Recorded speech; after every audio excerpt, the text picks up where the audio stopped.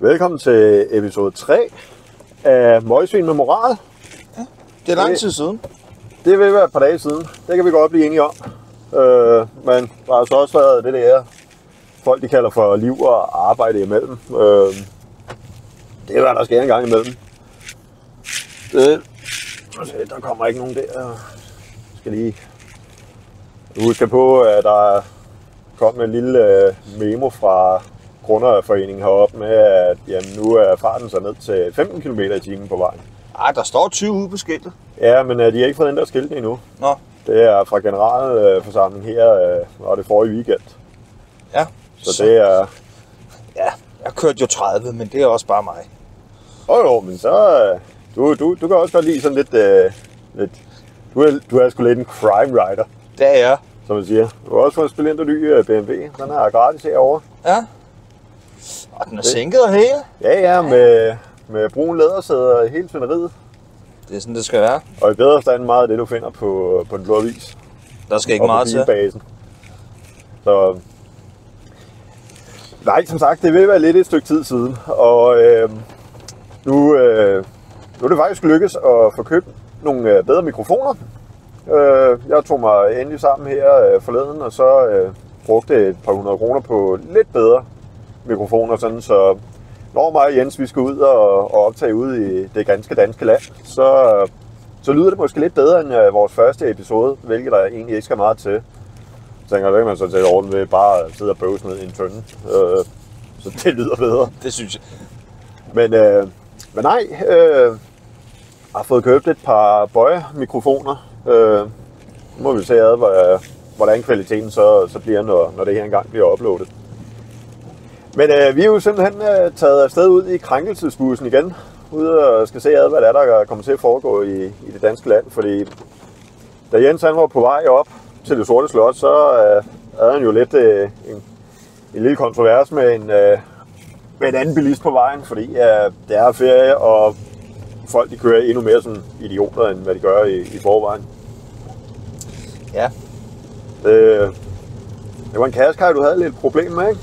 Ja, så det... Men igen, en Nissan Qashqai, det er også en stor bil, så man kan jo selvfølgelig godt forstå, at den her type bilister, de skal ligge og flyde ude i venstre vognbane, når der kun er 2 vognbaner at gøre godt med, ikke? Ja. Lige omkring Roskilde, derinde man ruller ud af mod Holbæk.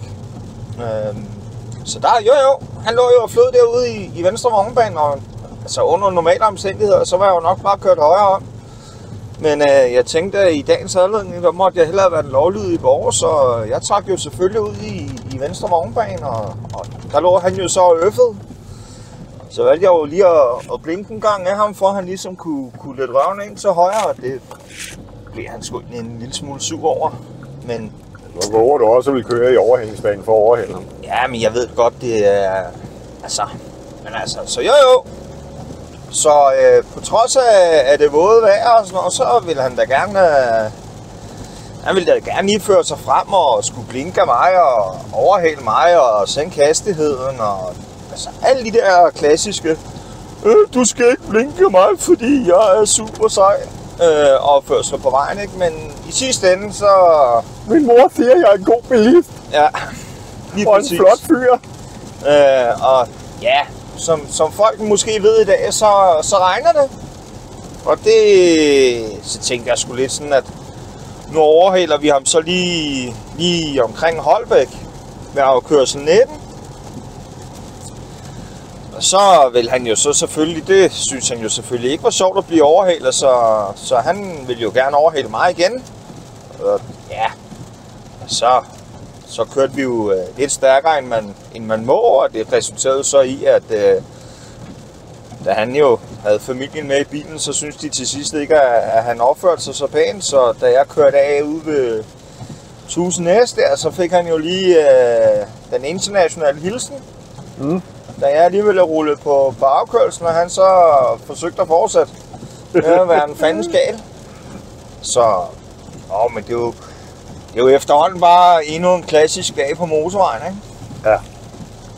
Og det er, og der er en anden ting, der også stadigvæk undrer mig, ikke? Taget betragtning af, at det har været oppe i medierne 4, 5, 6, 8, 1000 gange efterhånden. Det der med, hvorfor tænder folk ikke lyset på deres bil? Ja, det er jo fordi, når den står på autofunktion, så tænder den jo selv. At der så ikke er nogen af dem, der har været ude og konstatere, om lys rent faktisk tænder på deres bil. Det er jo sådan en anden sag. Ja. Men det sagde forhandleren, den kan tænde selv. Ja, hvis du kilder den lidt under rattet, så kan det da godt være, at den bliver fugtig i undervognen, men det er sådan en helt anden funktion. Det kan også godt være, at det bare er ham sælgeren, der har stået og drøbet lidt, fordi han har set penge og kommissioner og alt muligt. Ved at love dig, at bilen den kan alt muligt. Altså, sådan er det, og der er der nogen, der ligesom forstår... altså, der er nogen, der ligesom fanger den, hvis man lige giver dem et hurtigt tændsluk med lys, ikke? Så finder de ud af, at det kunne da være, at jeg skulle have lys på bilen. Og så er der andre, der bare sidder som sådan en flok dårdyr fanget i et par forlygter, ikke? Der bare sidder helt stift og stiger ud, fordi de tror, at du er ude på at køre dem i grøften og tæve dem.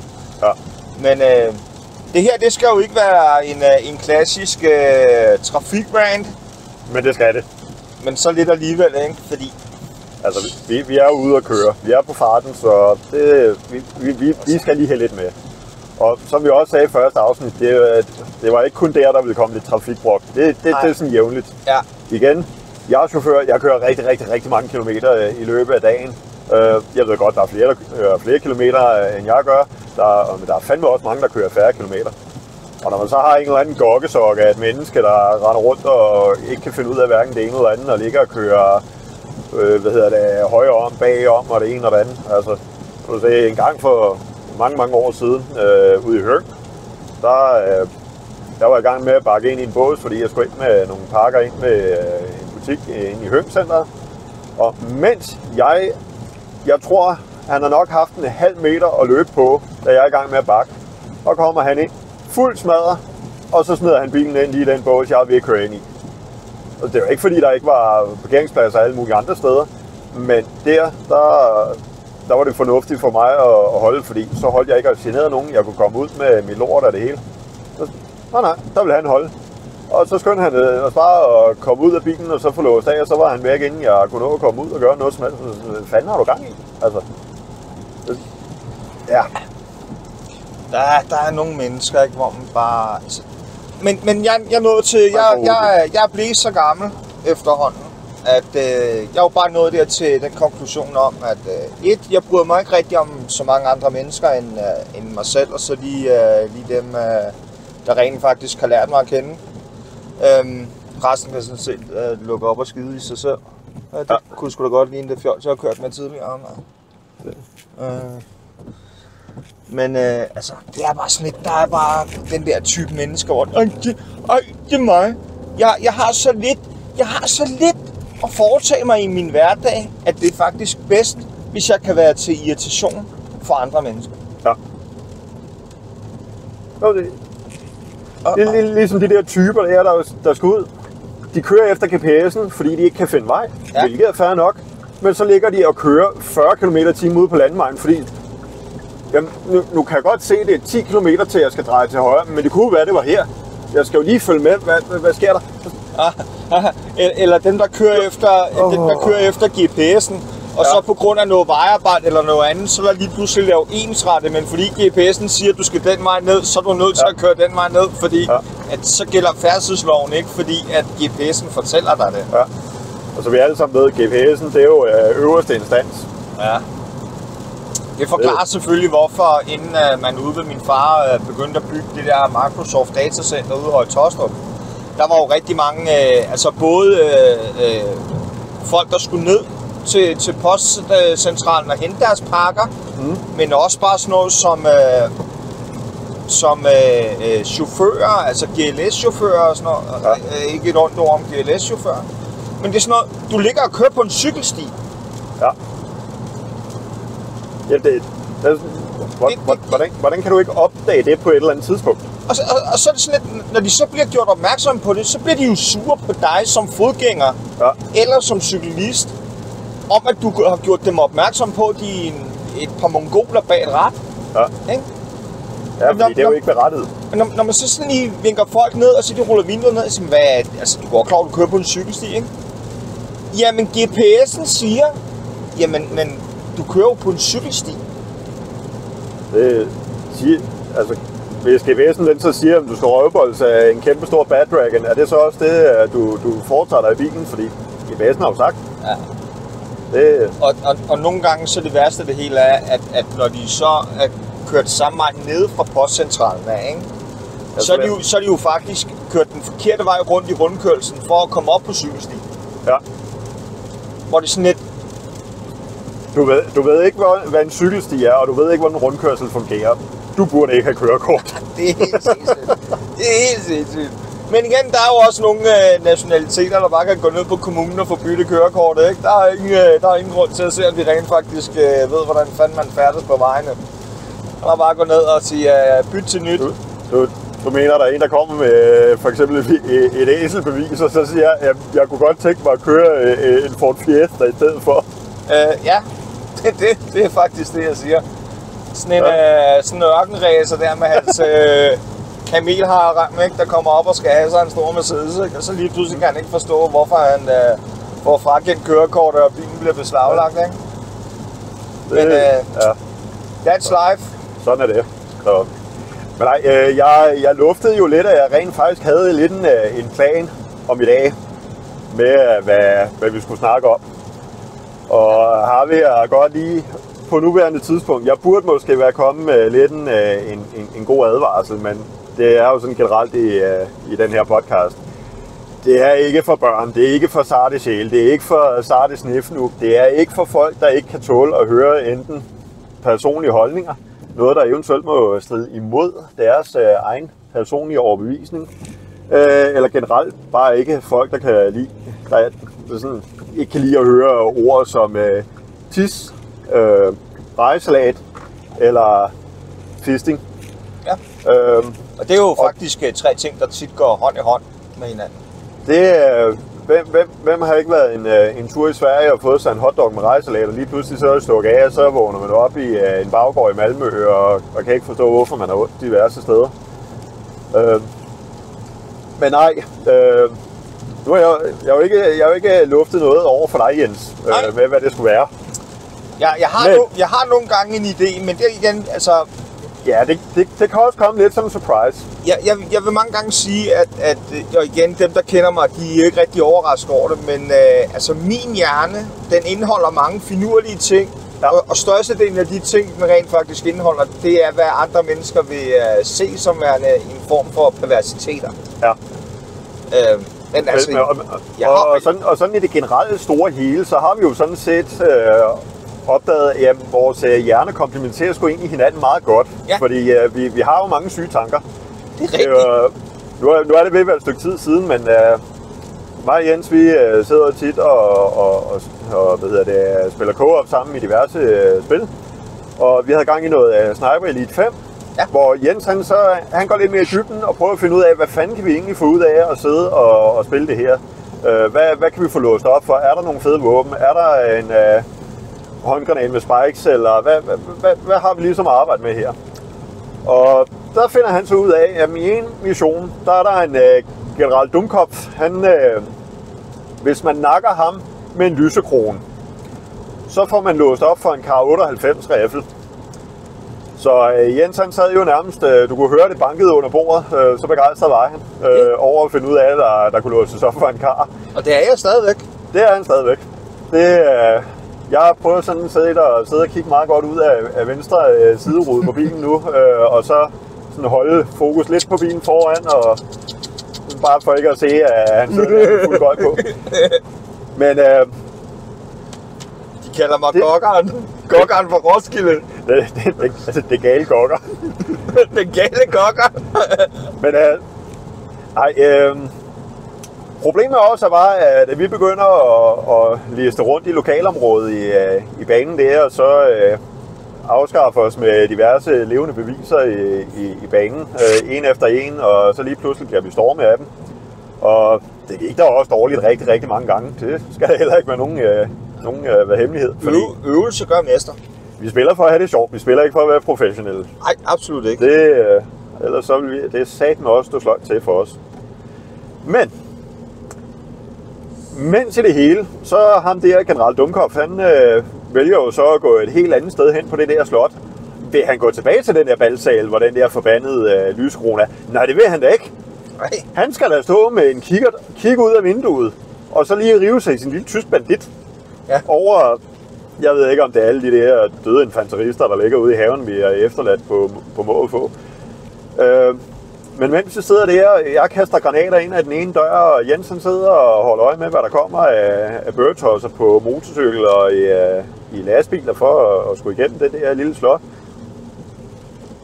Og så kommer jeg i tanke om sådan, noget vi aldrig nogensinde har brugt tid på at samle op, nogensinde har haft lyst til at bruge, det var non-lethal ammo. Ja. Og vi falder hele tiden over det. Ja. Og Jens vidste absolut lige med det samme, hvad det var, min plan var. Yes. Og kunne man så finde noget af det der fucking non-lethal ammo? Nej, det kunne man da selvfølgelig ikke. Fordi når man skal bruge det, så er det sgu ikke til stede. Så er det væk. Det kan godt være, at du har fundet 8 forskellige kasser non-lethal. Men der er kun én i banen lige pludselig, når du skal bruge det. Lidt ligesom det der med, når du sidder og spiller GTA, og så skal du bruge en furnace. Så kan du ikke finde den eneste. Men hvis du så siger, at fuck it, så tager jeg bare en Feltzer, så er der kraftedeme kun en furnace, der kører rundt overalt. Du kan ikke finde en eneste Feltzer. Det er sådan lidt, det er GTA-syndromet. Men man skulle tro, der var nogen, der sad og lyttede med. Det tror jeg også, der er nogen, der gør. Om det så er, Bill Gates, der sidder og lytter efter med hjertevacciner og mikrofoner og mikrochips og alt muligt, fordi McDonald's spiser børn, og der er Epstein Island, boller pizzeria og hvad de ellers har deres teorier rundt omkring. Lad nu det ligge. Det var ikke det, vi skulle ind på. Men mig og Jens, vi var simpelthen synkroniseret på det der med non-lethal ammo. Nak den der motherfucker en lige i nakken, så han ligger og snorks over. Kaster ham på gulvet, og så ellers droppe den der lyskrone lige i ansigtet på ham. Bum. Det fungerede så smukt. Yes. Altså, det kunne ikke have været bedre. Det var næsten lige så smukt øjeblik, som første gang, man skød lim ud af pistolen. Præcis. Men det var så lige for at komme med en idé om, at vi har nogle hjerner, der komplementerer hinanden rigtig godt. Men nu kommer vi til overraskelsen, og jeg vil godt sige, er der børn til stede i lokalet, bilen, hvor end du sidder og lytter på badeværelset, under dynen med en lommelygte og et ugens rapport. Er der børn til stede der, så skal du lige vippe. Findes ugens rapport egentlig stadigvæk? Der er nogen, der har gammel ISO liggende i en sengeskuffe et eller andet sted ved siden af en tube lim og en pose ærter. Ja, men kender du det? Man savner sgu egentlig lidt at læse op fra de grå sider, ikke bare lige for sådan en lille, lidt hyggelig natlæsning. Præcis. Der kan jeg jo så anbefale podcasten, der netop hedder De Grå Sider, hvor der bliver læst nogle smukke historier op. Okay. Er det på Spotify? Det er også at finde på Spotify.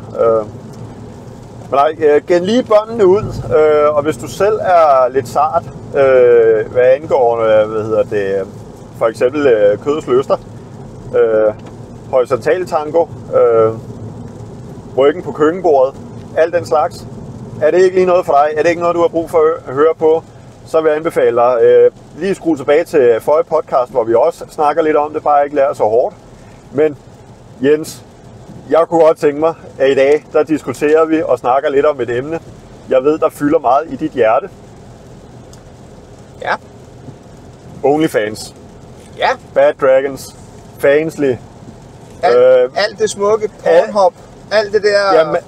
Jamen alle de der, hvad man sige, content creator sider. Og Instagram. Hvilke legetøj de bruger. Det kunne jeg godt tænke mig. Vi lige forventer også en gang. Lige forventer en gang. Jamen altså, det er jo egentlig en ret simpel forretningsmodel, det der OnlyFans der. Du har en kvinde, der ikke har ret meget moral tilbage i sit liv. Måske med daddy issues. Endnu en ting, du også er glad for. Ja, det kan jeg lige så godt sige med det samme. Der er nogle ting, der tikker på min to-go-list. Det skal ikke siges, at det altid har været daddy issues, der har været øverst på listen. Jeg har også på et givet tidspunkt været interesseret i kvinder, der på papiret godt kunne kalde sig forholdsvis normale. Men så fik jeg jo lidt smag for The Dark Side. Og jeg har faktisk aldrig rigtig vendt tilbage. I og med, at The Dark Side jo netop er noget, der taler inderligt til mine dybeste perversioner. Plus de her kager. Det har de. Og cookies og computerspil og det hele. Præcis. Ja, men altså, jeg må jo så også bare sige, det er jo lang tid siden. Og det er jo fordi, det er jo ikke fordi, jeg er nærig. Det er bare fordi, jeg er lidt af den her type menneske, at hvis jeg kan finde det gratis på nettet, hvorfor skal jeg så betale for det? Typen. Det var det. Så det er meget, meget lang tid siden, jeg har postet penge i OnlyFans. Og nu kommer der en lille hurtig reklame til dem, der gerne vil undersøge, hvad for noget indhold de diverse damer eller herrer, alt afhængig af hvad du er til, har lyst til at undersøge. Det er jo en hjemmeside, der hedder Coomer. C-O-O-M-E-R. Der kan du faktisk få en gratis smagsprøve, som man siger. Ja. Og det er jo selvfølgelig noget...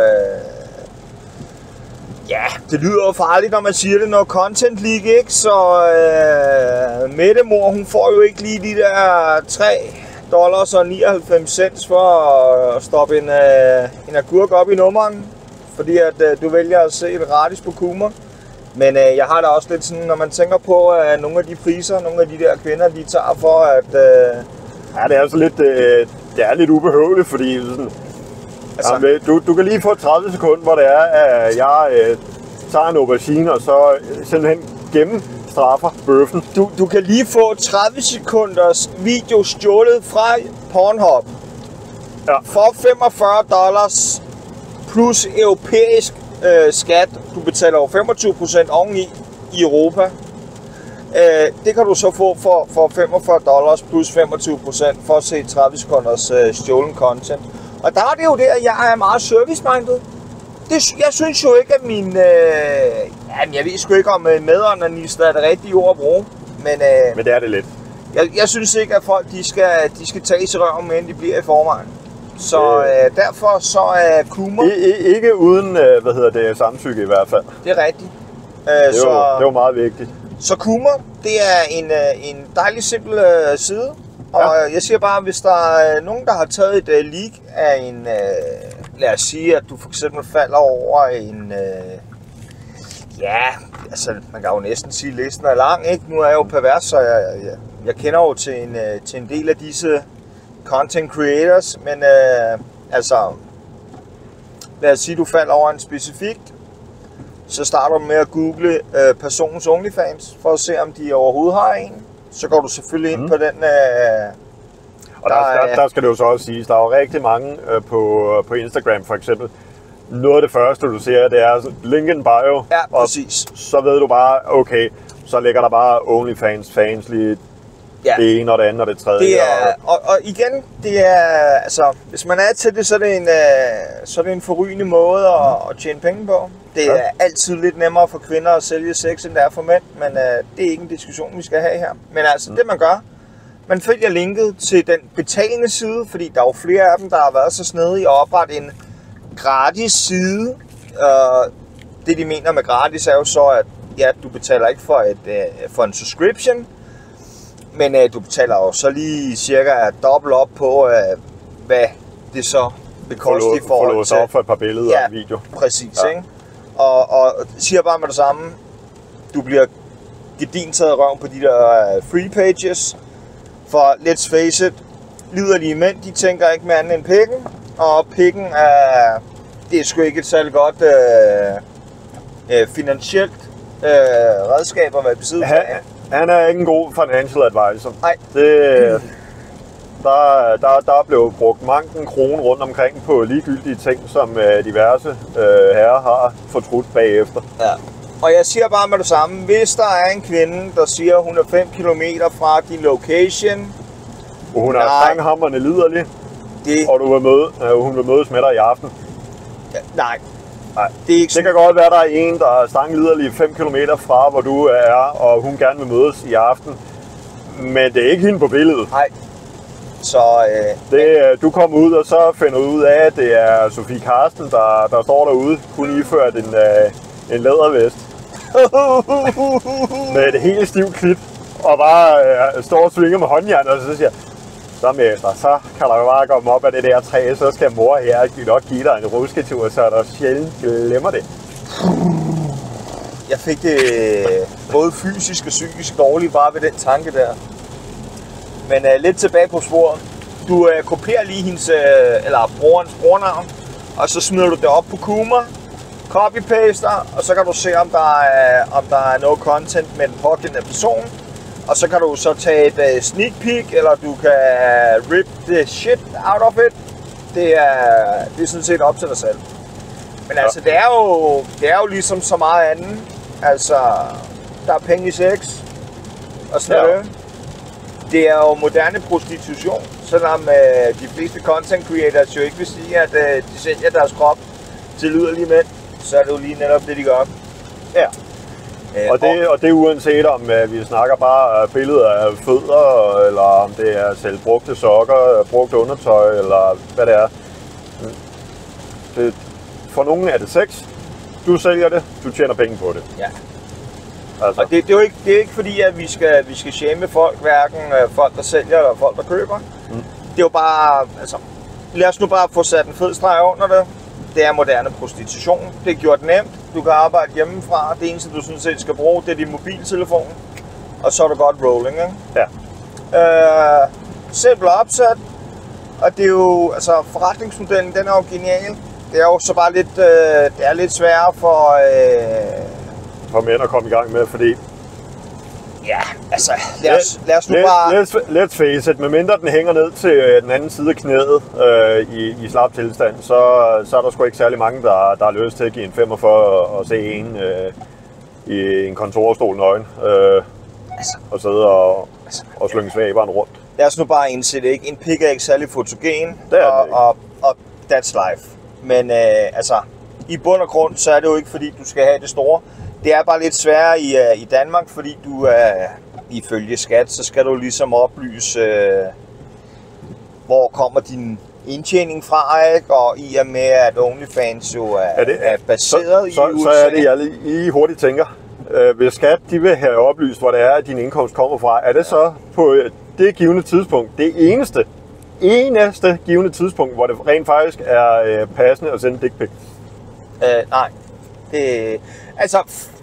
Jeg vil jo sige jo, men jeg tror ikke, at nu har jeg nogle gange snakket med folk i skat, og de slår mig altså ikke som, at de slår mig som er nogle meget emsige mennesker. Ja, de synes heller ikke, det var sjovt dengang, hvor jeg kunne se af løbetiden på lånet på Kiaen, at den var sat til 960 måneder. Og der sagde jeg, kan I så ikke lige tage en snak med banken, fordi så skal jeg da have sat min månedlige ydelse ned, ellers så kommer jeg til at give alt for meget for den der. Og sådan, ja, det må du selv klare. Nå, ja, okay, men det må jeg jo så gøre. Ja. Tak. Ja, der var ikke meget humor ved ham. Nej. Altså. Men altså, tilbage til emnet, altså det er jo ikke, altså man kan sige, i Danmark, der skal du så opgive, ja, hvor meget regner du med at komme til at tjene i år, og bla bla bla bla bla. Og problemet i Danmark er jo så også, eller bare generelt i Europa, er jo, at markedet er lille. Jamen, markedet er lille, men også bankerne. Bankerne er jo ikke særlig glade for at, hvad skal man sige, at kunne understøtte, associeres med en sexarbejder.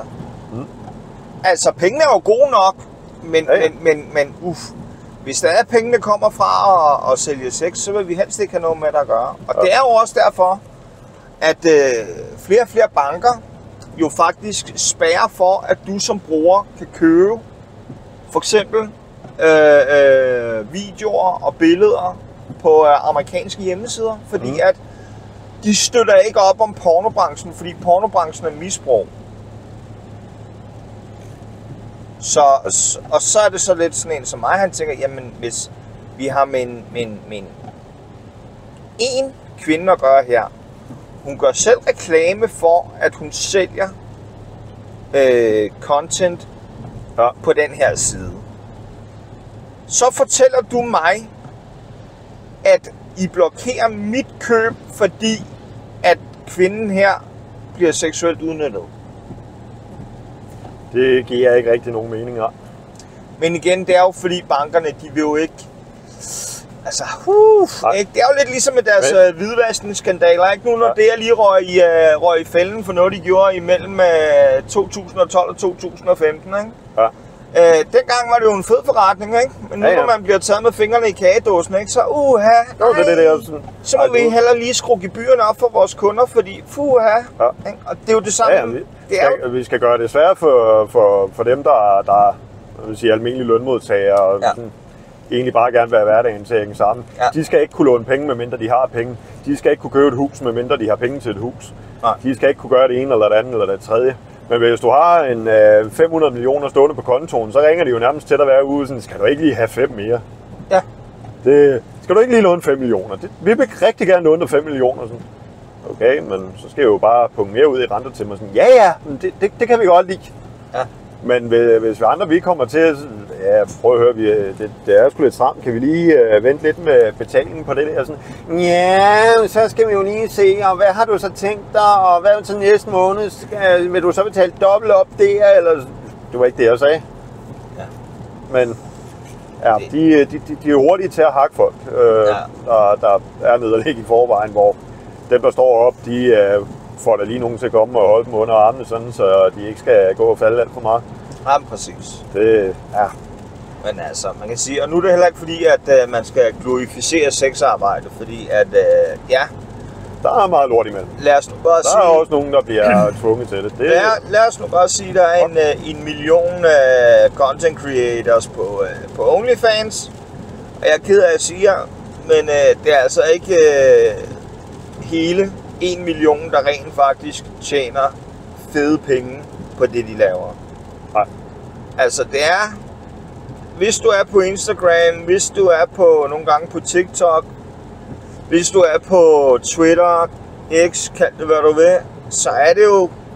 Altså, det er de der få, der tjener pengene på, at der bliver gjort reklame for, ikke? Ja. Altså, der bliver ikke rigtig gjort reklame for hende der måske har 10 followers, og så har hun en subscription på måske $3, og så laver hun måske $5-10 om dagen. Ja.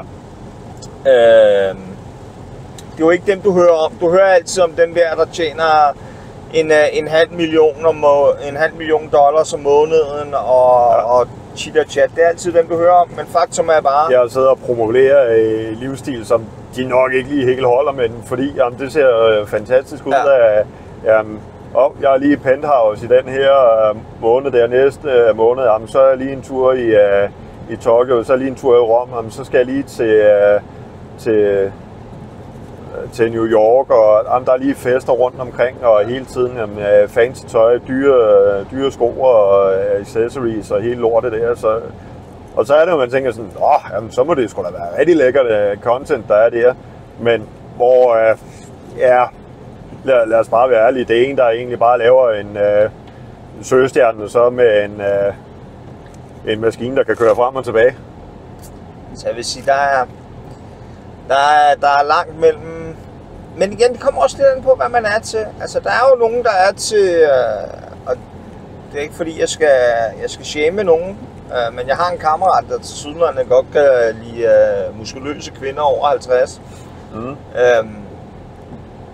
Og han skriver til mig en dag, sådan en morgen, og han skriver, hey champ, har du forstand på OnlyFans? Og det første jeg tænker på er, okay, jeg har lige 2 spørgsmål til det her.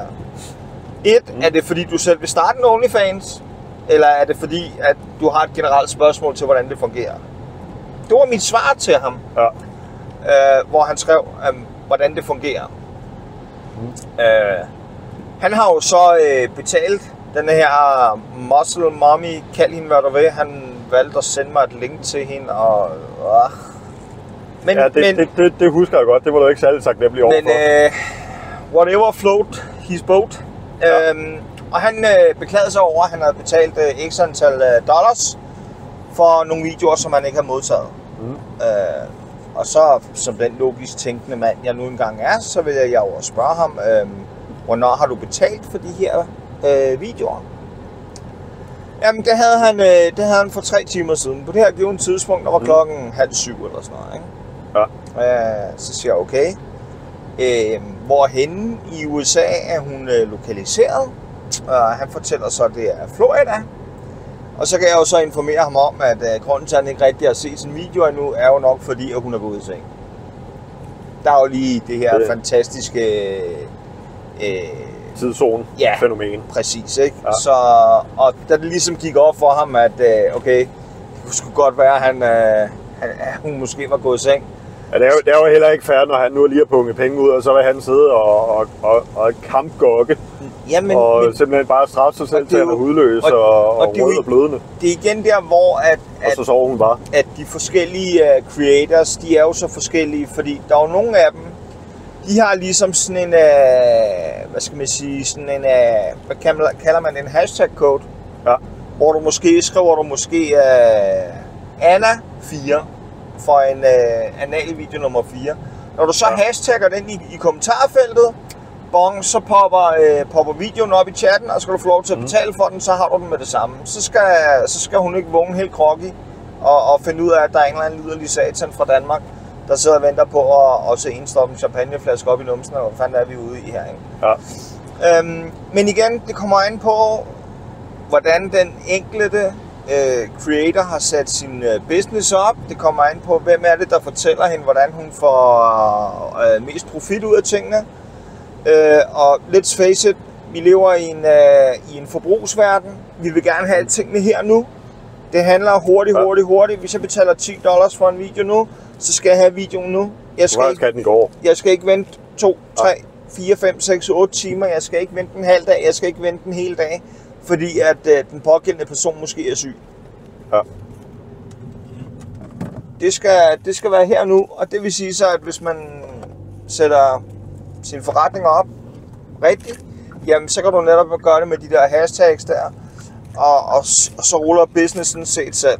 Helt lort er automatiseret. Folk får deres content, og de har betalt for det, og vil have det. Hvad er han ved ikke til at bebarne ham der, eller hvad?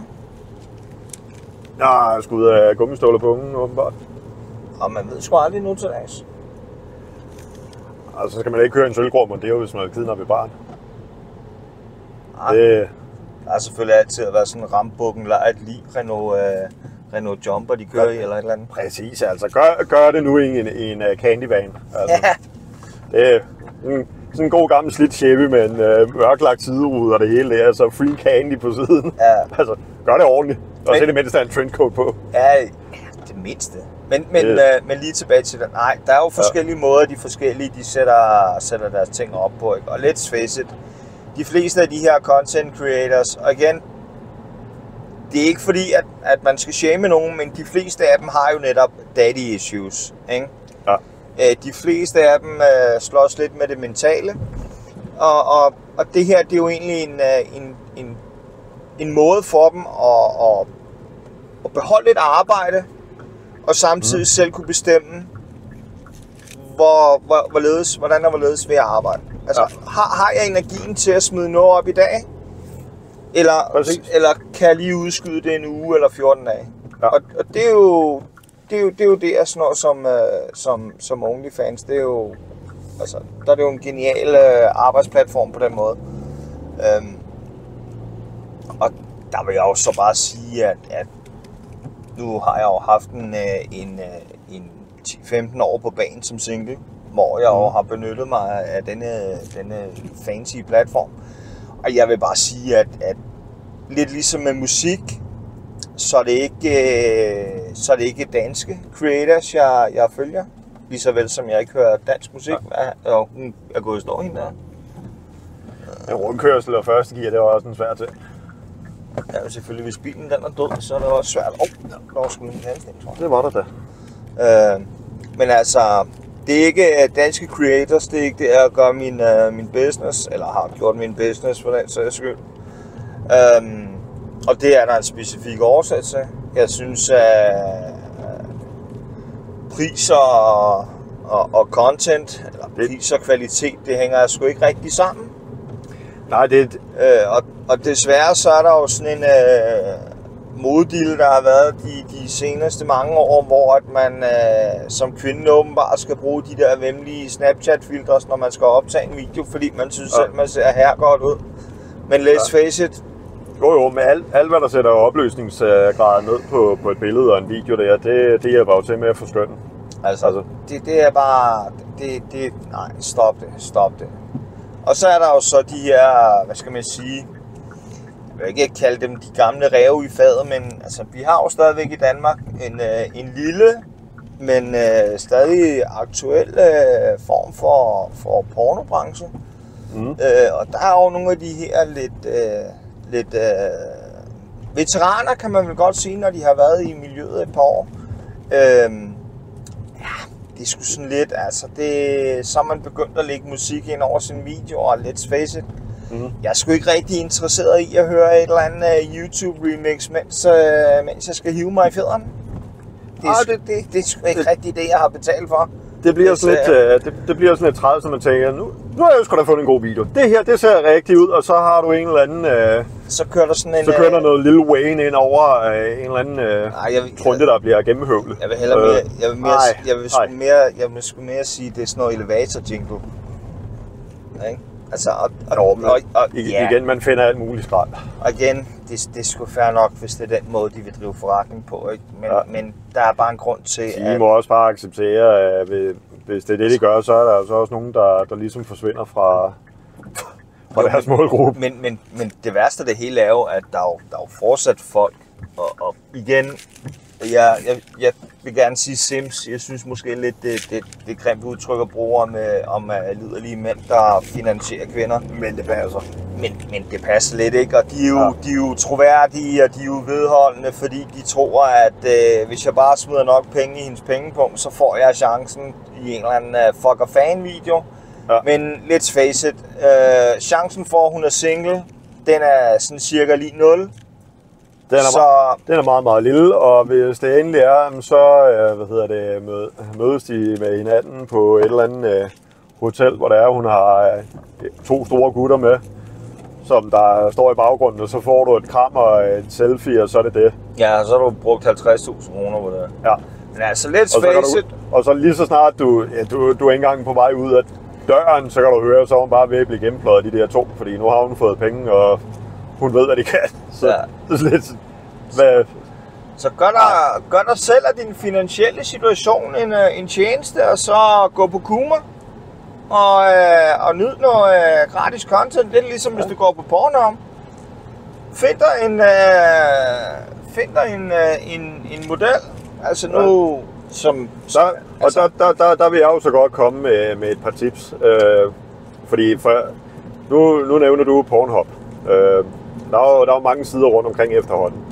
Absolut. Der er også visse steder, der kan du ikke lige finde den video, som du er gået og ledt efter. Men der vil jeg godt lige fremhæve LobsterTube. Det er jo sådan set lidt voksenfilms form for Google. Er det? Det er det. Så får du lige sådan en omgang, der får du fra, Pornhub, så er der YouPorn, så er der X-Hamster, så er der FetishTube og hvad de ellers hedder alle sammen. Nu skal vi ikke i gang med at læse det hele op, fordi så bliver det en 6 timer og 25 minutter lang podcast. Bare på den ene liste. Men der finder du simpelthen, der kan du også søge med, skal du have i HD, skal du bare have den nærmeste kvalitet, skal du have til din gamle Sony Ericsson telefon, der lige akkurat har 256 farver på displayet. Du kan sgu finde det hele, og så bliver du bare linket videre til de respektive sider.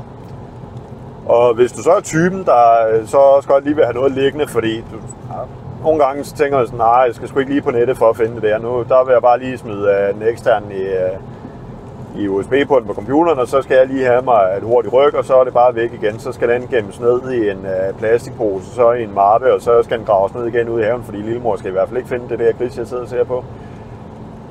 Rigtig mange sider, de er simpelthen lukket ned for eksterne downloadere, så du ikke kan sidde og rippe filerne fra siderne. Der vil jeg så lige komme, hvis man er på sin mobiltelefon, med al sandsynlighed, er du på Android, så er sådan noget som, der er masser af apps, blandt andet en app, der hedder Video Downloader. Ja. Og det er jo så en ekstern app, hvor du faktisk bare åbner appen, og så dropper du bare linket ind, og så kan du faktisk hente 99% af filerne. Ja. Men i det her tilfælde, der vil jeg så godt sige, at en hjemmeside, der hedder Noodle Magazine, og det er så ikke kun til voksenunderholdning. Det er alt muligt skrald. Men der kan du faktisk gå ind og downloade filmen, der er derinde. Den skal lige kunne starte filen først. Så er der et lille download-link. Bum, så vælger du mellem, hvad for en opløsning du vil have. Fint. Så går du bare til den. Det er jo sådan lige et lille dagens tip. Et lille indskud. Et lille indskud. Men altså... Apropos indskud, så kommer vi jo snart... Nu vil jeg ikke sige, hvor vi nærmer os. Er det El Diablo?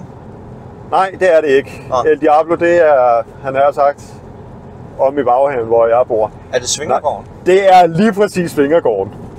Og så må der måske være en opmærksom lytter et eller andet sted derude, som ikke lige er på lytterlisten på givende tidspunkt, når den her podcast udkommer, men måske kommer senere, når mig og Jens, vi endelig har tjent penge nok på det her podcastprojekt til at kunne købe, Jeff Bezos til at være vores personlige skopusser.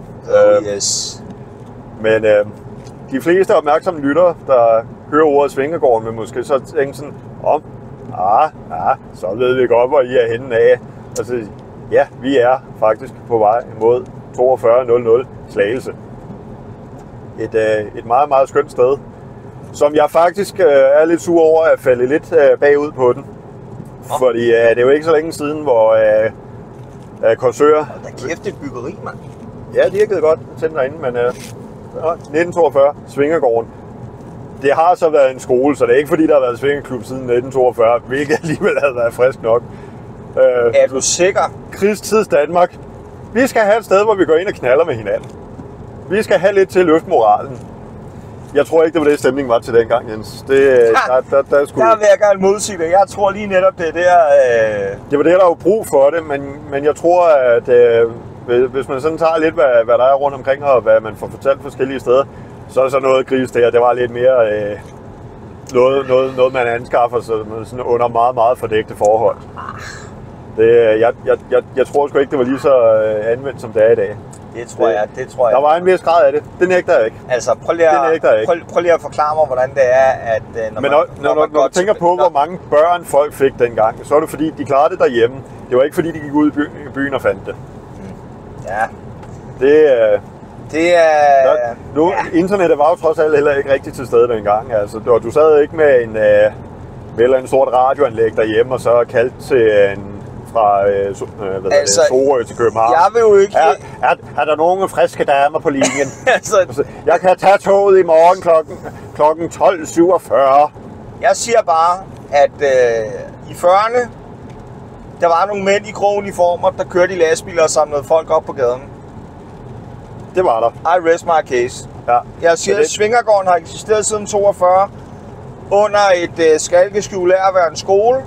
Jeg siger ikke, at det er en skole, der er så gammel, at eleverne de fik nogle spanskrødder, men jeg siger bare... Der var nogen, der fik spanskrødder. Jeg siger bare, om det var for at straffe eleven, eller om det var for at træne med masteren til weekendens eskapader. Svingergården har været en svingergård siden 42.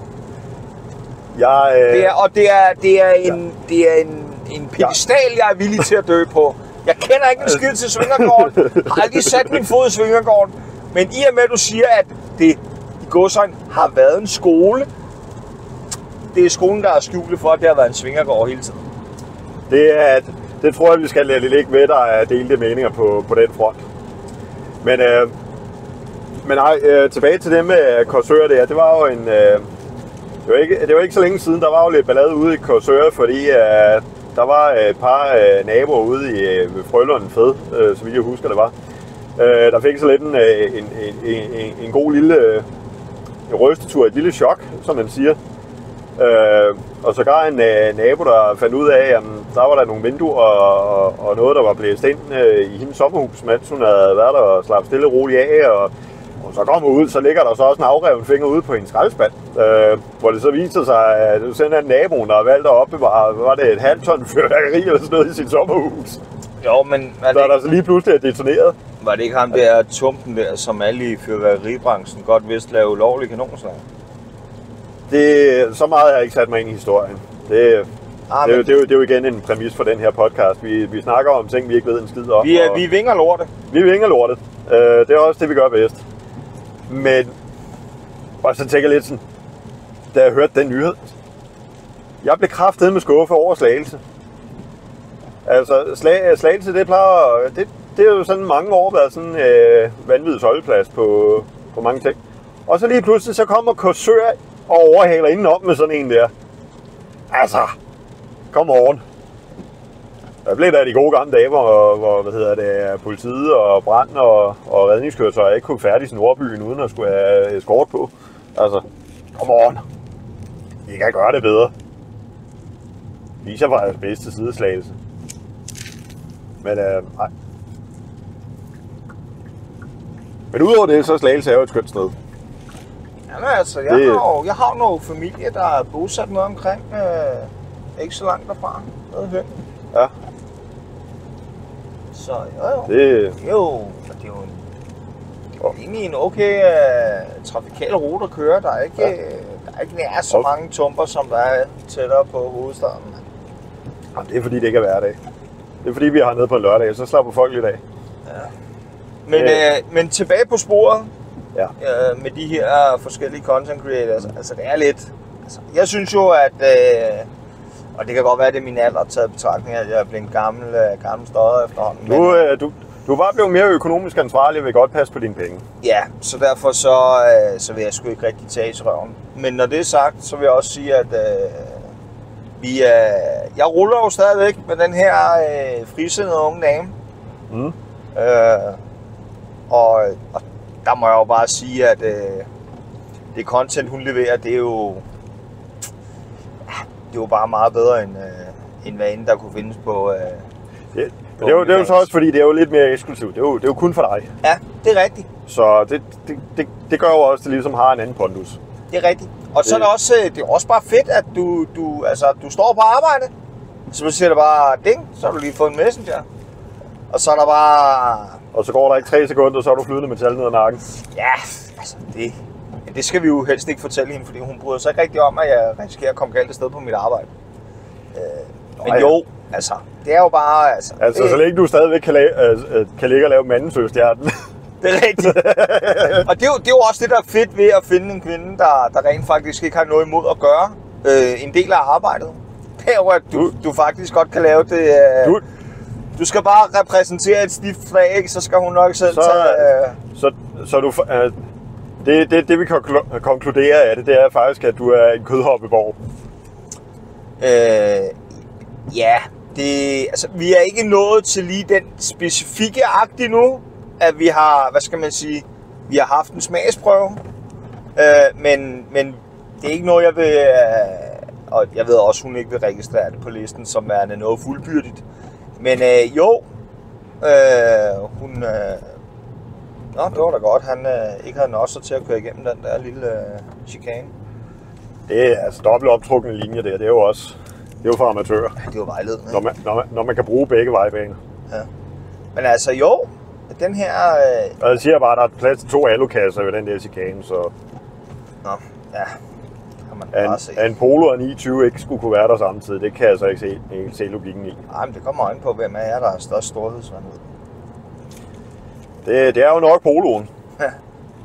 Altså, du ved godt, jo mindre bil eller jo dyre bil, så kan man ikke trække ud til siden, når man møder andre på en lille vej. Ja, det er rigtigt. Altså, stod der ikke lige Løsskoven der? Der stod Løsskoven. Det er desværre ikke lige så lystigt, som du håber på. Ja. Det er faktisk bare Studentersøen, der ligger derude. Og nej, der er ikke fyldt med studenter. Så man kan ikke lave den der klamme stalker-type, der bare står og gemmer sig bag et træ, mens man lige står og sender lidt frække blikke og står og hiver sig i håndtrollen. Det kan du godt, fordi at der er et stykke af Studentersøen derude, hvor stien den går lige forbi rastepladsen, der ligger ude ved motorvejen. Så det kan du sagtens. Altså, der er muligheden for at blotte dig for en tysk turist i ny og næ. Muligvis også for en svensker, alt efter hvor perverse depraveret man er. Og det det er jo... Så har du jo så også en BMX-bane, der løber heroppe langs siden. Ja, det er sådan noget med børn, det synes jeg måske er lige klart. Det er bare for at sige, jamen, så kan du også komme ud til motorvejen og stå der og gøre dig til, hvis det er det, du har fancy for en dag. Ja, det var da være, man skulle overveje at lave sådan nogle OnlyFans der. Men nej, tilbage til frisindede bekendtskaber. Altså, det er dejligt befriende. Det skal jo så lige siges, vi har jo efterhånden, vi har skrevet sammen en del år, inden det er blevet sådan super seriøst. Men altså, der er good vibes. Mm.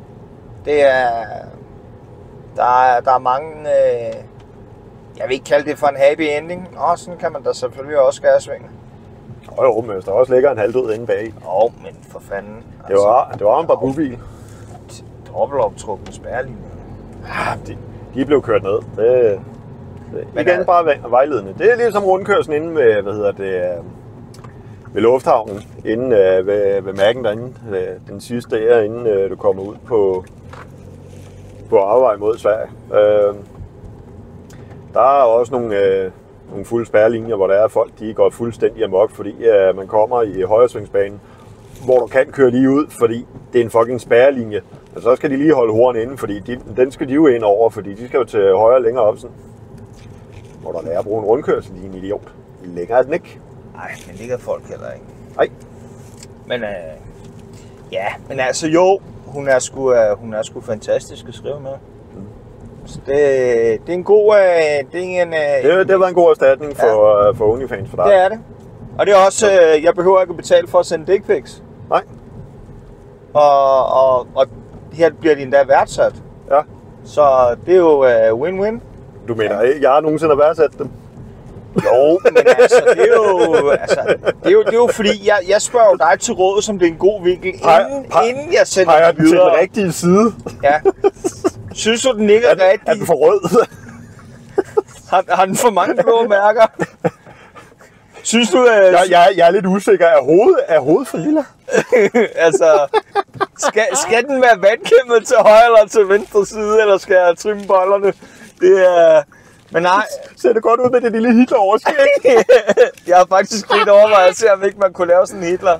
Det tror jeg godt, du kan. Han skal dreje til... Det skal han. Og så drejer jeg til venstre. Han skal måske lære at placere sig rigtigt, selvom han er på cykel, ikke? Ej, det er lige meget. Er det så et overfald, det der?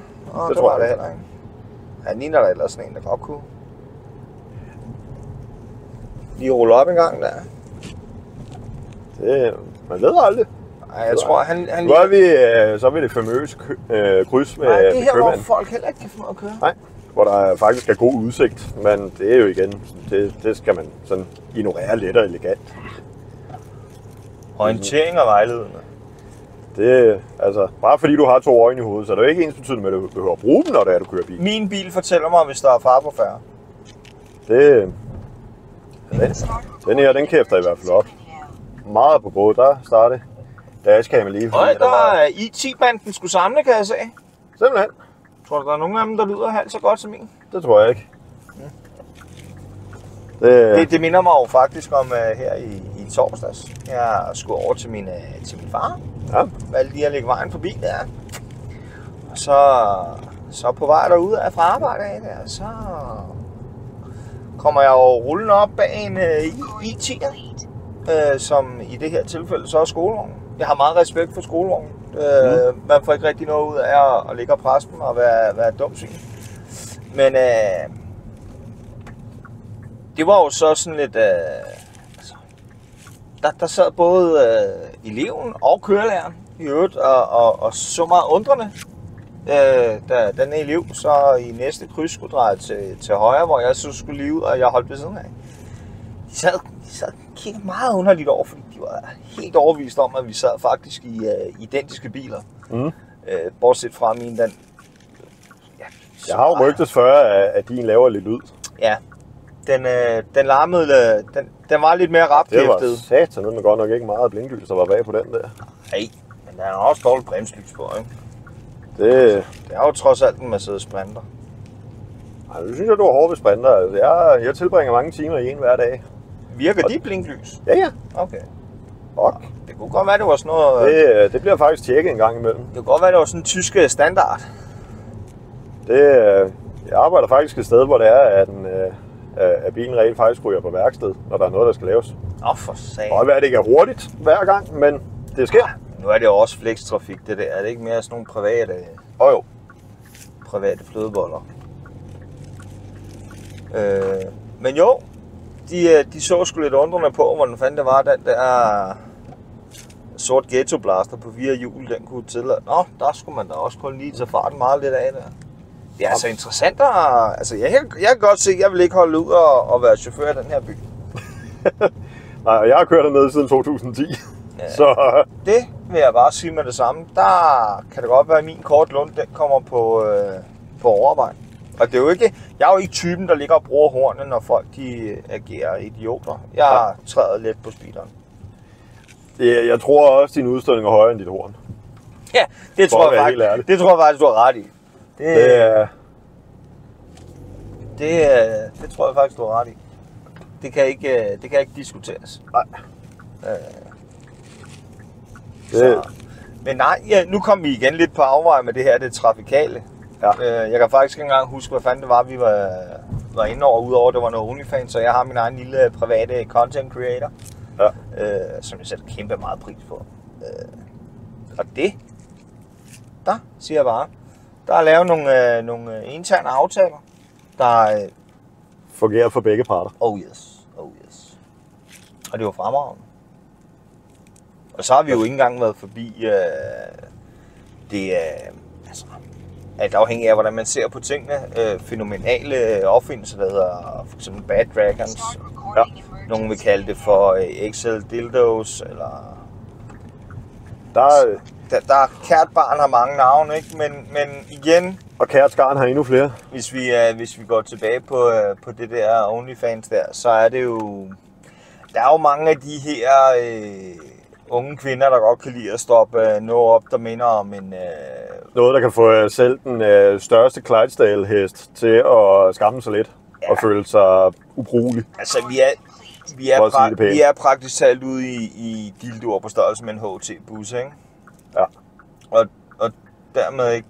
Det var da en interessant måde at køre bil på, når hun skal pusle plads. Jeg kunne ellers godt ligne typen, der kunne finde på at forsøge at tilfældigt sted og skære den igennem trafikken, fordi man ikke gad at holde for rødt. Det er der mange, der gør, ja. Men altså, det er jo... Altså, de fås jo både i... hvis man kan sige, der er en almindelig størrelse på en dildo. Der er vel en gennemsnitsstørrelse. Og så op til... Jeg tror, at nogle af dem, hvis du køber dem i smalls, det er jo på størrelse med en underarm på en voksen mand. Ja, altså, jeg vil sige, der er... Og det er bare, når man så ser sådan en spirviban kvinde på måske en 50-60 kilo eller sådan noget, ikke? Og så hun lige pludselig skal så op og sidde på sådan en HT-bus der, ikke? Så er det bare sådan, man tænker, prøv at høre, hvis du nogensinde skal få et barn, så siger det bare, så barnet ude, fordi der er... Det eneste, der holder det barn tilbage, det er, fæstningen til livmodervæggen. Ja, altså, og dermed ikke sagt, at der ikke er mange kvinder ude i det danske land og verden, der laver knibeøvelser, men det er sgu lidt nedslående at se, at du skal sidde på en HT-bus, før du føler dig en anden form for stimulation. Og så bagefter brokker sig over, at man ikke kan blive tilfredsstillet. Ja. Det er jo dig selv, der er skyld i det. Altså, der er jo ikke nogen, der har bedt dig om at sidde og hoppe op på diverse aggregater og sidde og simpelthen skammeride dig ind, så det er, at du kan lugte af brændt silikon på grund af varmeudviklingen. Men der er penge i det. Det er der.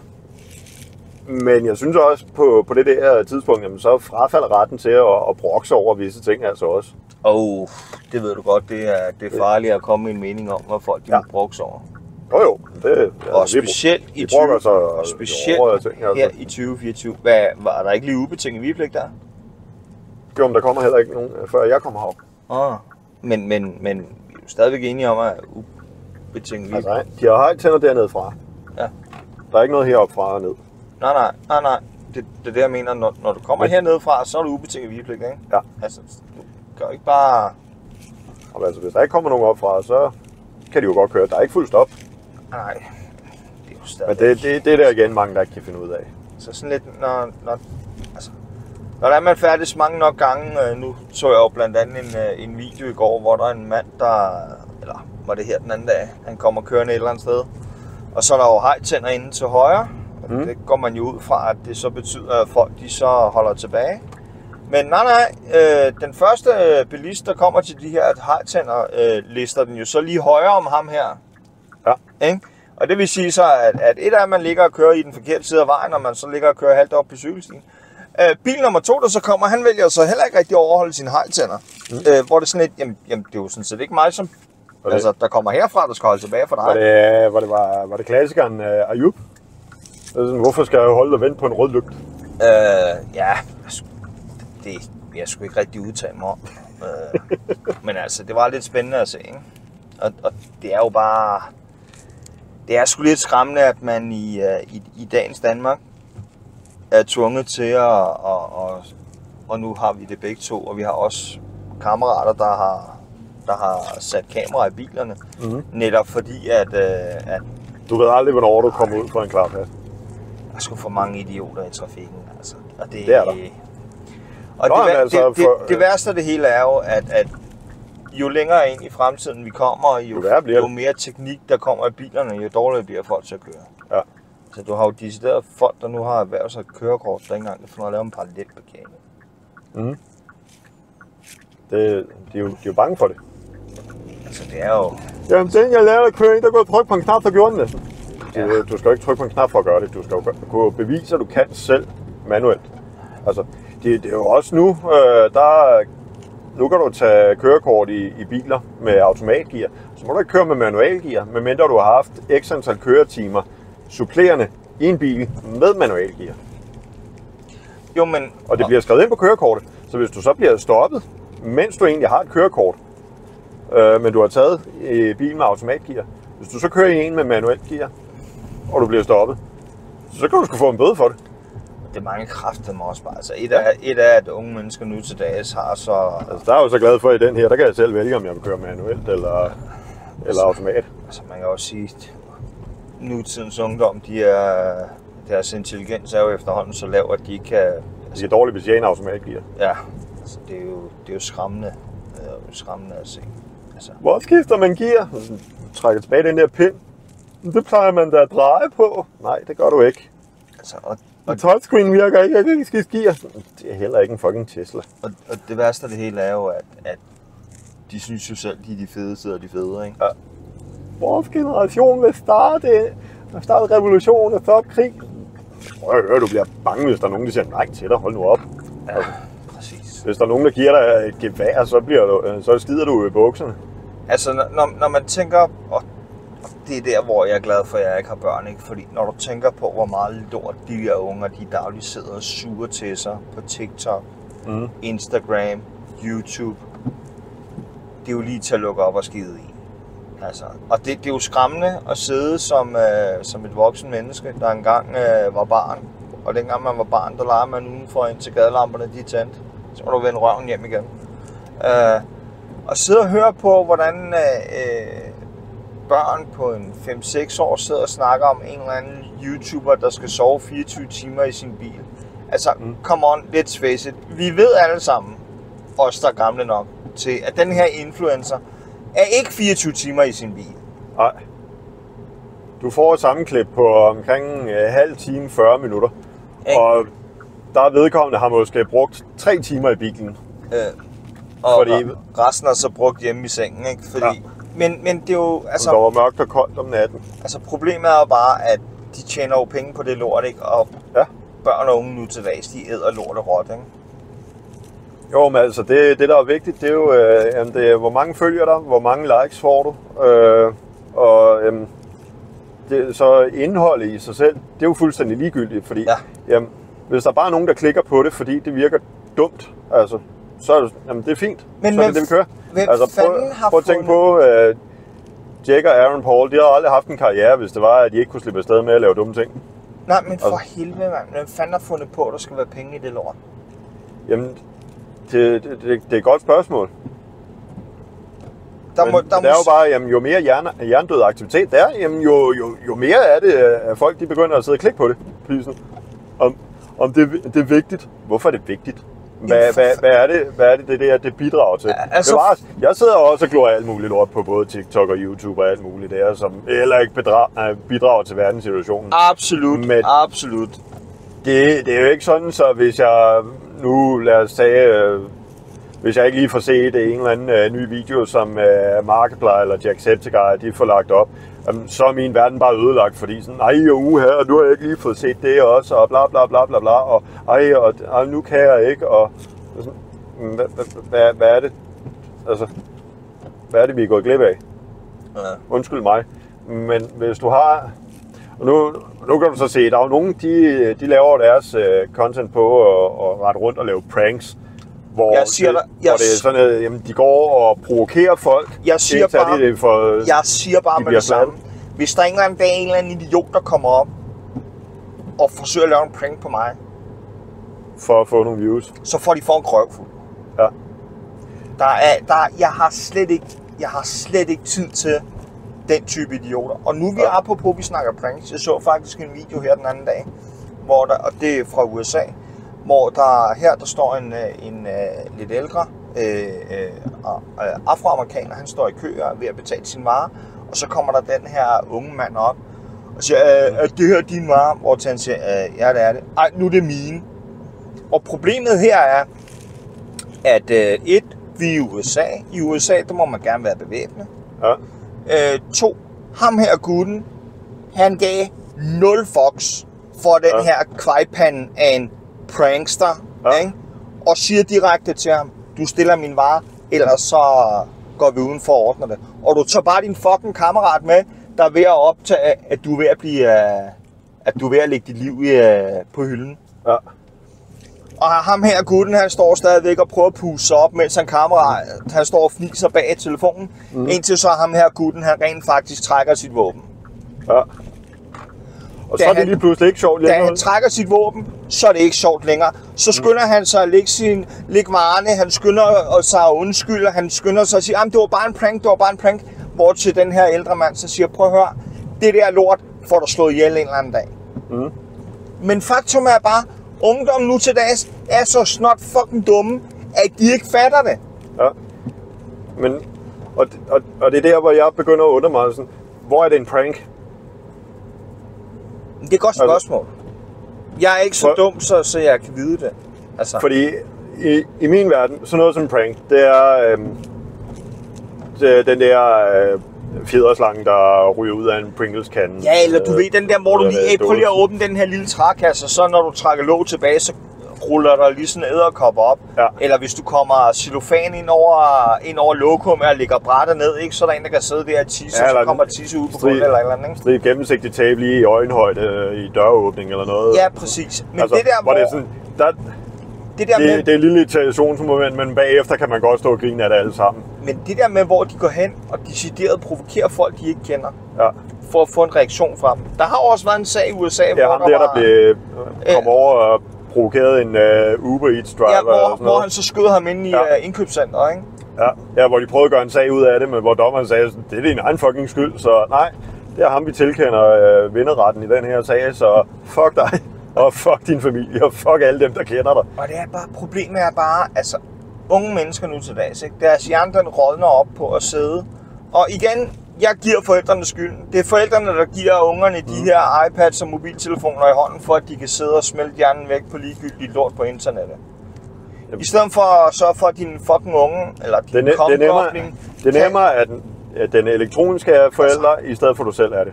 Ja. Fordi så kan du selv lige sidde og hygge dig med et eller andet over hjørnet, fordi man har jo ikke fået et barn, fordi man vil være forældre. Man vil jo have det barn, fordi det er status. Altså for helvede, mand. Giv dit barn en hobby, mand. Lær dem at gå op i biler, lær dem at køre på cykel. Altså lær dem at tegne graffiti. Lær dem at være kreative, ikke? Ja. Det der pis med, at de bare skal sidde og smelte hjernen på og sidde og se ligegyldigt lort på en eller anden ligegyldig lorte-app på din ligegyldige lorte-telefon. Det gavner ikke nogen, altså. Og når der er de unge, så er så snot dum, at de så, fordi de aldrig nogensinde har hørt efter i folkeskolen, hvad fuck laver du, dine spasser? Du har holdt der 4 dage og blinke, mand. Jo, men det... Men altså, så er ungerne, de er så snart dumme, at de har ikke fulgt med i fysik. Så man prøver lige at kravle op på en togvogn, fordi det giver sikkert views til min YouTube-kanal. Problemet er bare lidt, der er strøm i køreledninger. Ja. Og hvis ikke man ved, hvad det betyder, så betyder det faktisk, at den strøm, der er i de køreledninger, der gør blandt andet S-togene, de kan transporteres fra A til B, der er ligesom et felt rundt om køreledningen, hvor at hvis du befinder dig inde i det her felt, så chancen for, at du får skudt de der par tusind volt igennem dig, den er faktisk ret stor. Ja, ja det jeg ved ikke, hvor meget der er i, men det, lad os sige 50.000 volt. Strøm, det er en sjov ting, fordi det vil gerne igennem mindst mulig modstand jo. Ja. Altså, det er det samme. Vand skal naturligt nok finde en eller anden form for mindst mulig modstand. Altså, du ser ikke en naturlig flod, der er snorlige. Fordi det er ikke sådan, det fungerer. Vand, det begynder hele tiden at bukke sig, fordi så bliver der lavet turbulens på et eller andet. Det graver. Så hvad der starter som en lige flod, det vil lige pludselig blive en sjov S-kurve, fordi det er der, hvor der så åbenbart er mindst modstand i det. Strøm.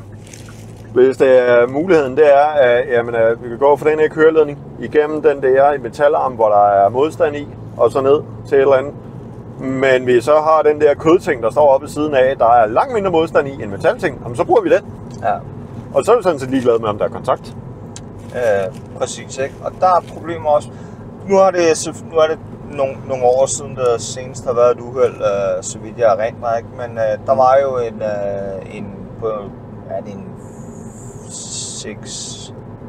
6-7 år siden, tror jeg. Der var jo en ung mand, der mente, at han skulle kravle op på et S-tog ved Høje Taastrup station. Ja, det døde han sgu sjovt nok af, ikke? Ja. Altså, ikke nok med, at hans krop, den var stort set for kulde. Alt hans tøj, det var brændt af.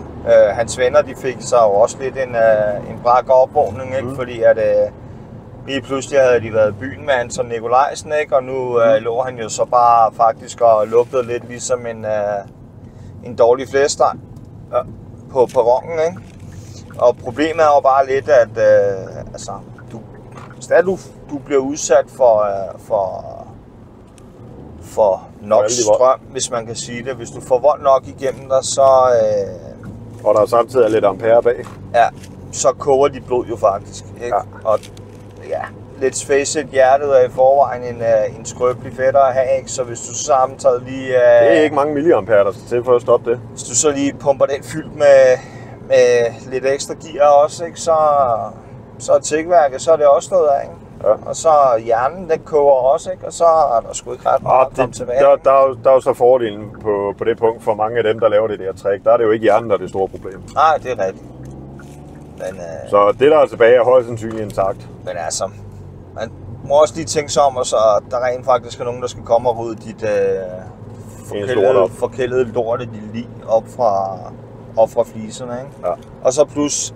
Jamen, så er togtrafikken indstillet, ikke? Det vil sige, så folk, der rent faktisk har et gøremål, som for eksempel at gå på arbejde til at tjene nogle penge til samfundet, jamen, de kan så lige pludselig ikke komme på arbejde, fordi sådan en jernblødning som dig har valgt at kravle op på et tog, fordi det synes du kunne være sjovt, og din kammerat, han ved, der er en flaske brudt næste gang, I skulle i byen. Ja, altså, det er bare... Det er død for sine views. Ja. Og nu ved jeg godt, det ikke er pænt at snakke dårligt om de døde, ikke? Men vi kan jo altid tage, hvad fanden var der ham der, Dølle Fjellemuse der, han havde. Ham der, hvad fanden er det nu, han havde, ham der med det lange hår. Sidney Lee? Nej, desværre ikke. Ja, nej, han var jo alle under den der bandana, sagde de. Nej, ham der, hvad fanden hedder han, Dølfjus. Det er lige meget...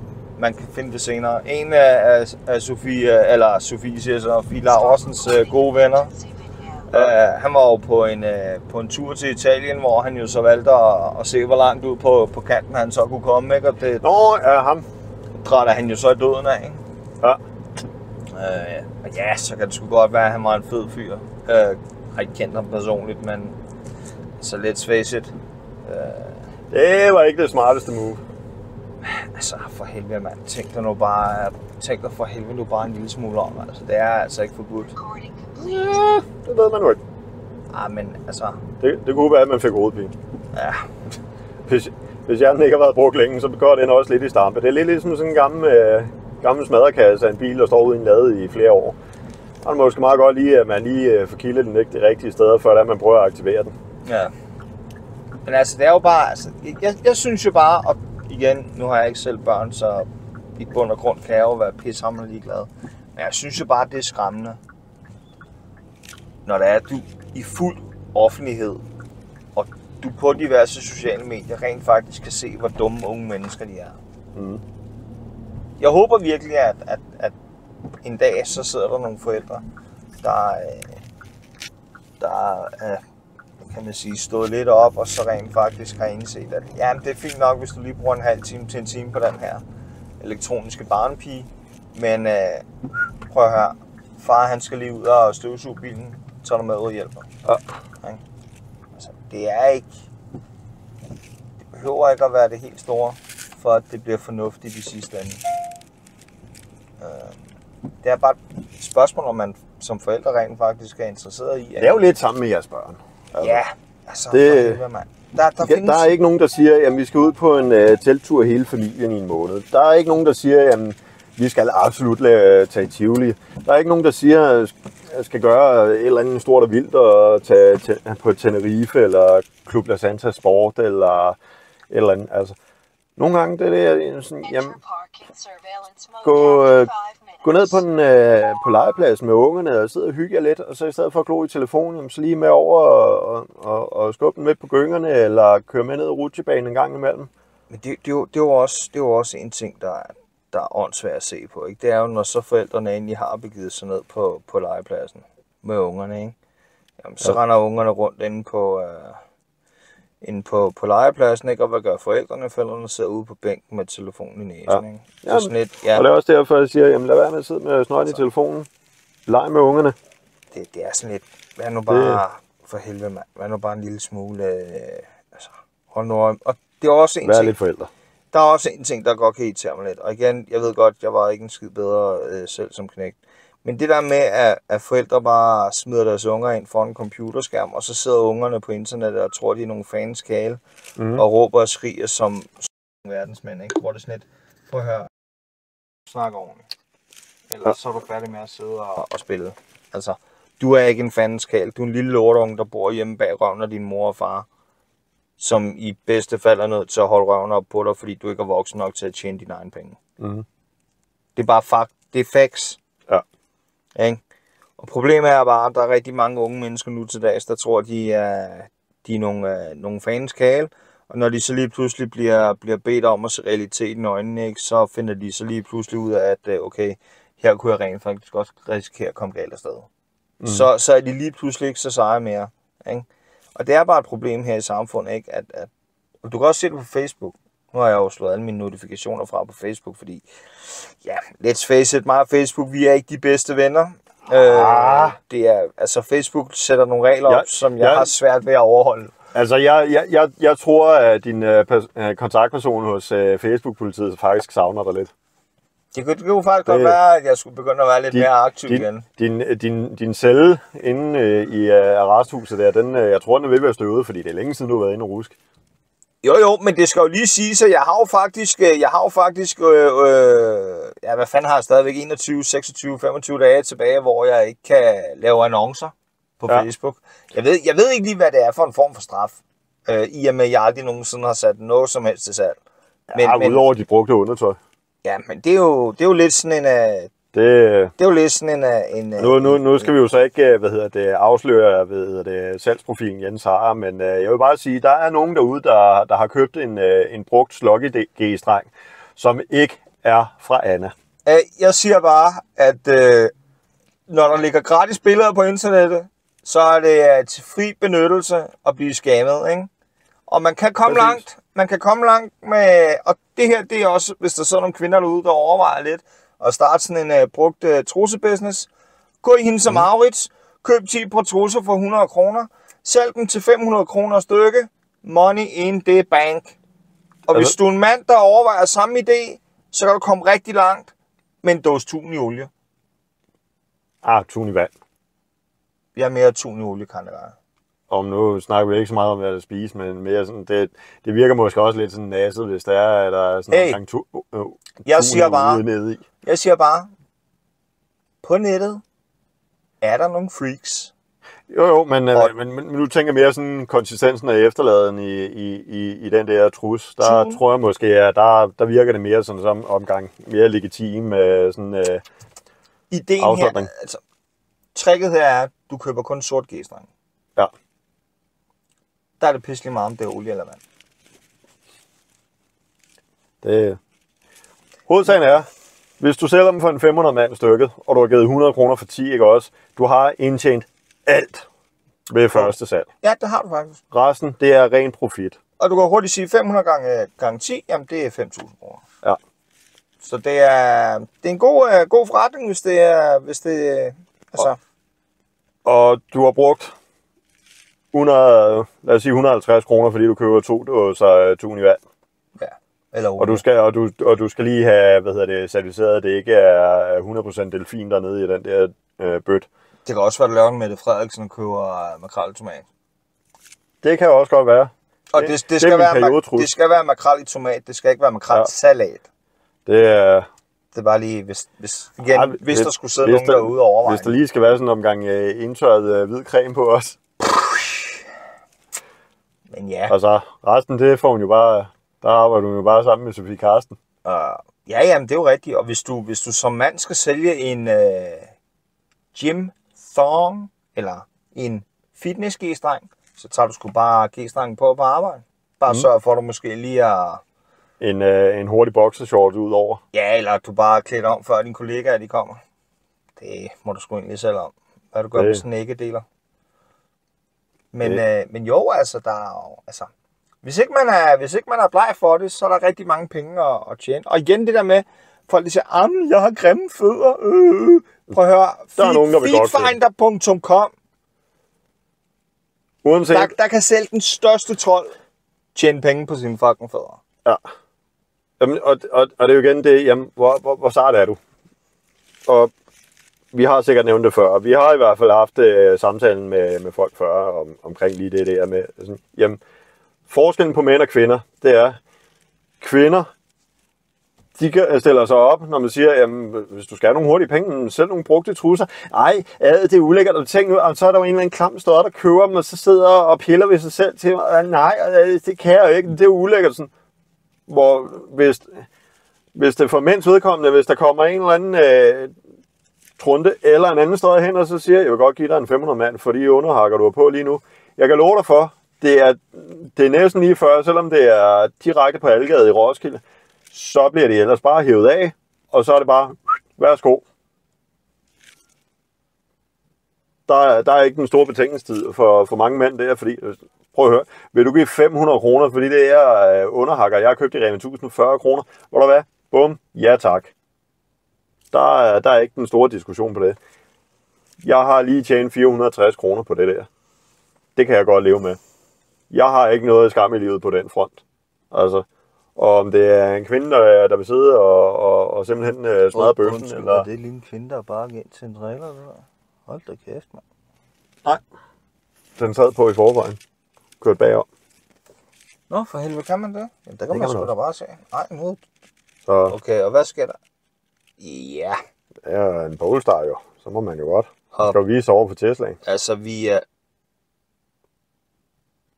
Hvad er det, vi er vidne til her? Men du ved godt, jo større dyrebilen er, jo mindre behøver man rent faktisk at tage sig af, hvad man må og hvad man ikke må. Jo, men et er, at personen kommer kørende og kører over i modsat side af den opmarkerede vognbane. Kører igennem parkeringsbåsene, som jo er... Altså, båsene er jo fuldt optrukne spærrelinjer. Ja. Der kører man igennem 4 bås. For så igen at køre over i den modsatte side af vognbanen, for at køre ud fra parkeringspladsen. Ja. Jeg siger ikke, at det var fordi, det var en kvindelig chauffør. Jeg siger bare, at nogle mennesker, der kører i de der 4-hjulede dildoer, ikke? De beviser netop, hvorfor at de ikke skal være på vejene. Ja. Se, nu kommer der en til her. Igen, over skærsvinge over i modsat vognbane for at tage svingen. Det kan... Det er godt, det er mig, der skal til lægen med blodtryk, ikke dig? Men altså, jeg har blodtryksmåler derhjemme, hvis vi lige skal tjekke, og så ser jeg, hvor langt over 200 du ligger. Altså, der vil jeg sige, der skal du bare... Så tager vi, hvor det er mig, der er chauffør en dag, så laver vi en podcast, hvor vi måler mit blodtryk i trafikken. Nu for eksempel her for små 14 dage siden. Når du tager dit blodtryk, så må du nemlig ikke lave noget imens. Nå. Så det er stadigvæk mig, der skal køre, men heldigvis, blodtryksmaskinen, den er nem nok. Sætter den på armen, slapper af, trykker på startknappen, og så er det ellers bare at holde kæft, indtil den er færdig med at stramme. Altså, jeg siger bare nu her for 14 dage siden, at mig og She Shall Not Be Named Yet var på vores første date. Der er vi i Roskilde. Jeg kan jo godt lide at køre bil, så vi ligger og kører rundt, og så kommer jeg er jo kørt op igennem Sankt Hansgade og det der, og så kommer vi, skal fortsætte lige ud, for at komme ud mod Bostrup Skov. Og så noget fra højre side af, der kommer en af de her famøse hjerneblæste hjemmeplejer. Ja. Og den her kvinde, det hun gør er, at hun kommer fra højre side, det vil sige så, den første vognbane, hun skal krydse, der kommer trafikken op fra hendes venstre side af. Ja.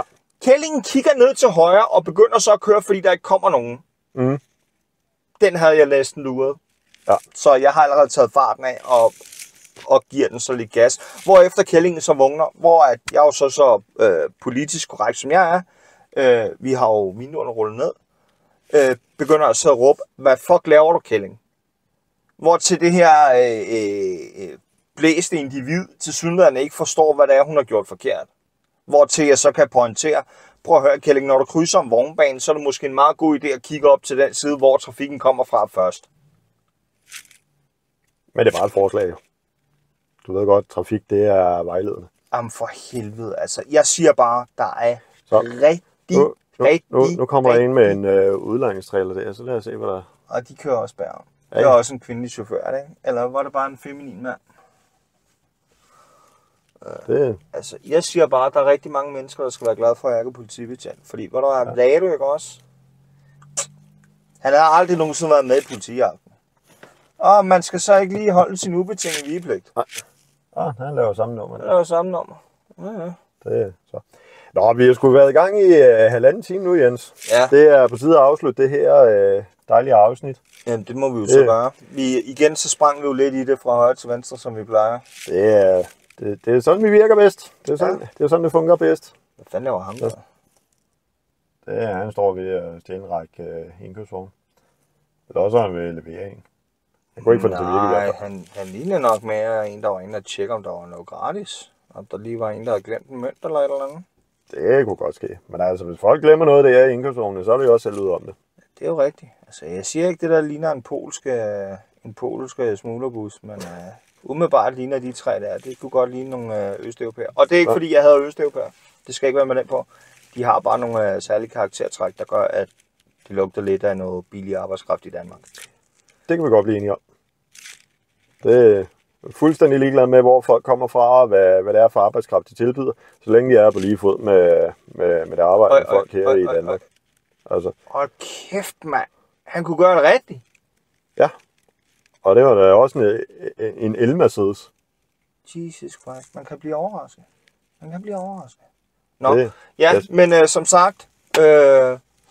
Det var et dejligt langt afsnit. Ja. Der var lidt bitterhed, der blev lukket ud, og der var lidt praktisk info.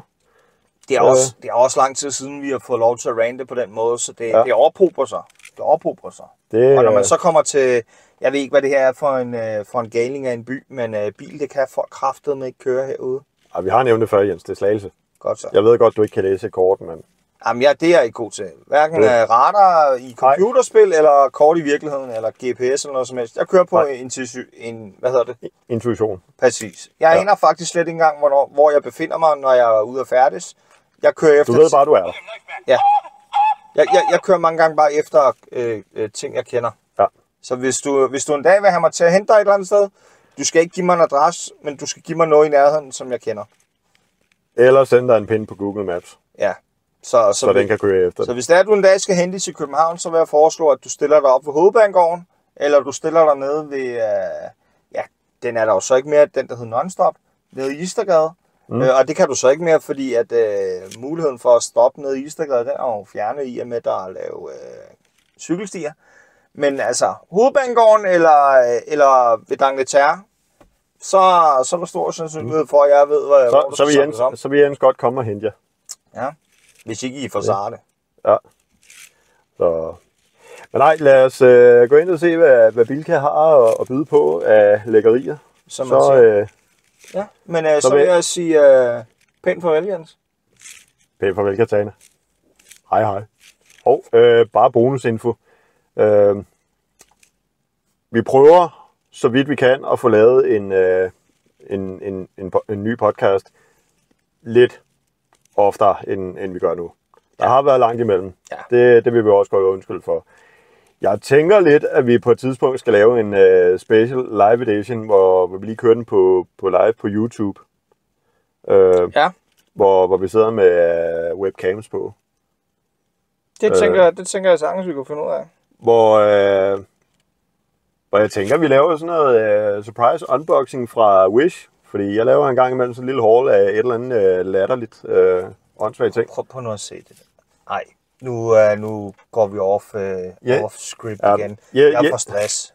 Jens, han har fået stress. Der er for højt blodtryk. Han har næseblod, og jeg kan se på ham. Det kilder i tidsmanden. Men det er en helt anden. Han begyndte at hænge lidt i den ene side af ansigtet der, venstre arm prikker, og det sortne for øjnene. Han får tålesygdomme og begynder at kunne smække over. Selvom det ikke burde overraske mig, så er idiotien blandt danske bilister, den er simpelthen... Jeg kan ikke... Den er ligesom en pik. Stigende. Ja. Så... Nej, men... det vi snakker om, at de der tre, de var på lakgang. Det er jo sjovt nok en Porsche-nummerplade. Ja. Det minder sgu lidt om ham der bitchen i skinny jeans og diesel BMW. Diesel BMW. Så yes, jamen vi kan må bare sige på gensyn, eller på genhør i næste podcast. Ja. Så vi tager den derfra. Hej. Hej hej.